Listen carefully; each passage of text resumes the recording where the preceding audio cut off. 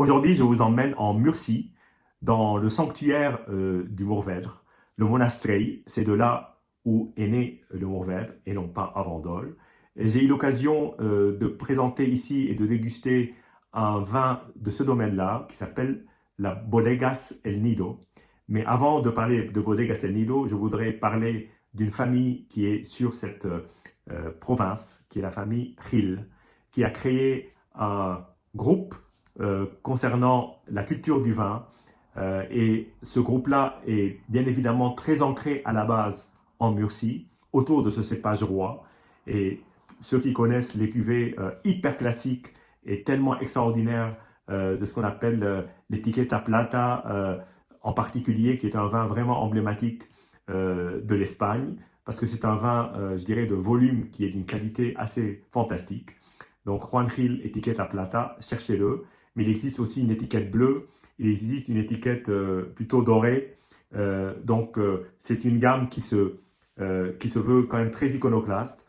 Mais Juan Gil a aussi des vins produits en Rioja, à Aragon, autour du cépage Grenache. Donc Tempranillo a finalement un savoir-faire assez large. Et un jour, au début des années 2000, ils se sont associés avec un vigneron de la vallée de Barossa, en Australie, qui s'appelle Chris Ringland, et ils ont créé ce qu'on appelle aujourd'hui Bodegas El Nido, et c'est une association qui fonctionne très bien maintenant depuis plus de 20 ans. Alors, il y a pour l'essentiel deux cuvées, c'est pas très compliqué. Il y a la grande cuvée El Nido qui représente à peu près, suivant les années, autour de 5000 bouteilles.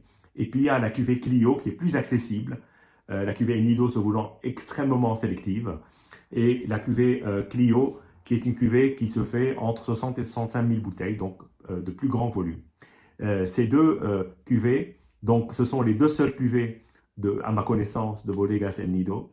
L'encépagement est Cabernet Sauvignon et Monastrell, Mourvèdre. Pour Clio, que j'ai eu l'occasion de commenter sur ce canal, vous trouverez la vidéo. C'est un encépagement majoritaire en Monastrell, minoritaire en Cabernet Sauvignon, 70-30. Et El Nido, que je vais vous présenter ici, en 2020, est l'inverse. Donc, essentiellement le cépage Cabernet Sauvignon et 30% de Monastrell. Les vignes sont très vieilles. Je parle du Monastrell. Les vignes de Cabernet Sauvignon ont maintenant aujourd'hui à peu près 40 ans, un peu plus de 40 ans, 45 ans. Lors de l'établissement de cette cuvée, ils avaient à peu près 40 ans. Celles de Monastrell doivent avoir 70-80 ans, donc ce sont déjà des bien vieilles vignes. Alors, la particularité de ces vins, c'est qu'ils sont très concentrés. Nous sommes dans les contreforts, je dirais, de l'appellation Jumilla. On est sur la partie montante, un peu plus en altitude, qu'on pourrait qualifier de Highlands, comme en Écosse. Ce sont les terres hautes qui hébergent les vignes. On est sur des rendements extrêmement bas, et en particulier sur El Nido.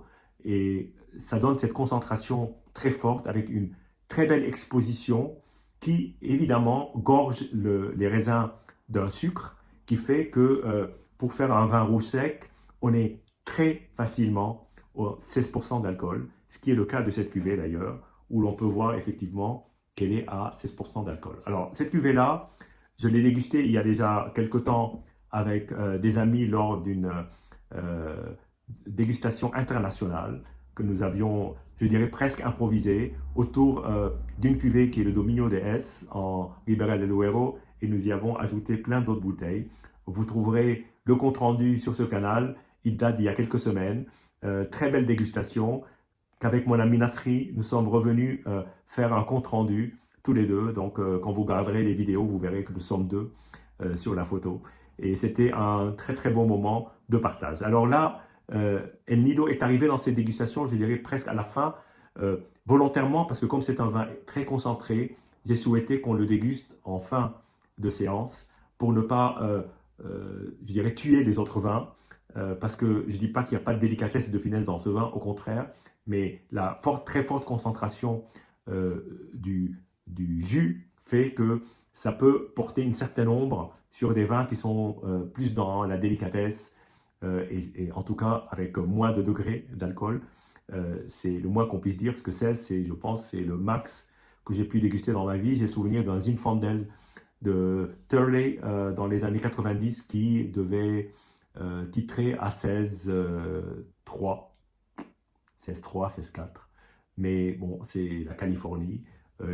La Murcie, c'est pas tout à fait la Californie, mais il peut faire effectivement assez chaud. Et d'ailleurs, c'est probablement la latitude quasiment la plus méridionale, la plus basse qu'on peut trouver enfin la plus haute, ça dépend comment on se cale en termes de climat pour réaliser des vins en Espagne.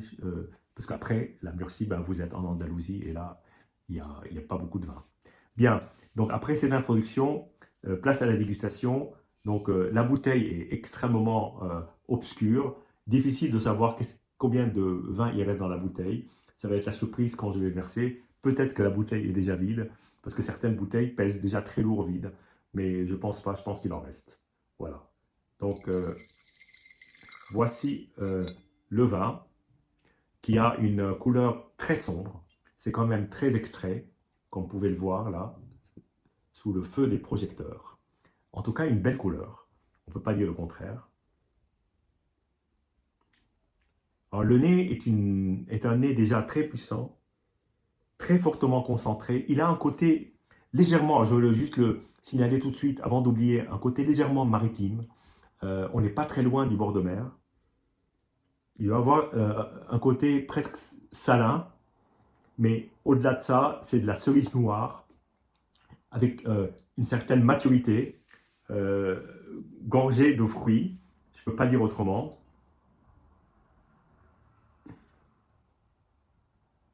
Et un côté assez fortement chocolaté, chocolat noir plutôt, chose qui n'est pas qui n'est pas pour me déplaire. Bien.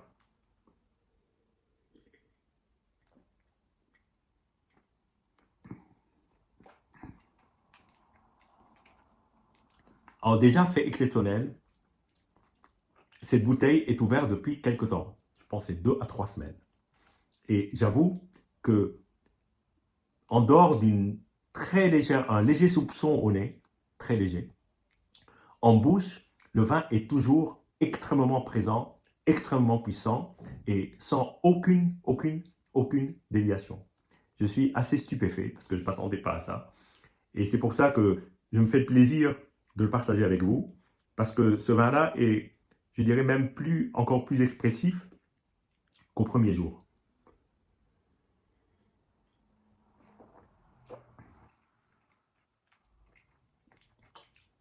En attaque peut presque faire penser, comme dirait le grand Parker, Robert Parker, c'est port-like, j'aime bien, quand il parle de certains millésimes hyper puissants de Pomerol, par exemple Château Lafleur 47. Là, on est dans le port-like, c'est-à-dire ça rappelle, sans la sucrosité, sans le côté vin muté, ça rappelle quasiment un Porto vintage d'une très grande année, type 77, je ne sais pas ce qu'il y a comme grande année récente, il y a eu 2017 aussi, je crois, mais là, on est face à quelque chose qui est puissant, qui est concentré, qui est plein de matière, mais plein de matière assez qu'on peut presque toucher du doigt, je dirais, toucher avec le palais, presque croquer, et c'est très bien équilibré. La chaleur, on la sent à peine.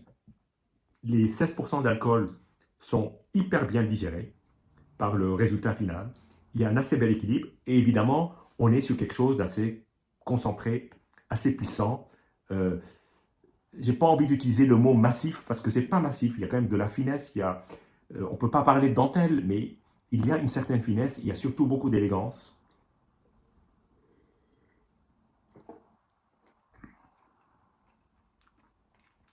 Et en fin de bouche, il y a ce très léger côté à peine caramélisé, mais surtout chocolaté.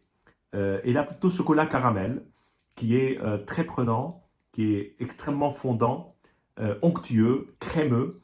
En tout cas, c'est une très très belle bouteille que je trouve Bon, c'est un énorme plaisir. Évidemment, c'est ce qu'on qualifierait dans la gamme des vins en Espagne comme du très haut de gamme.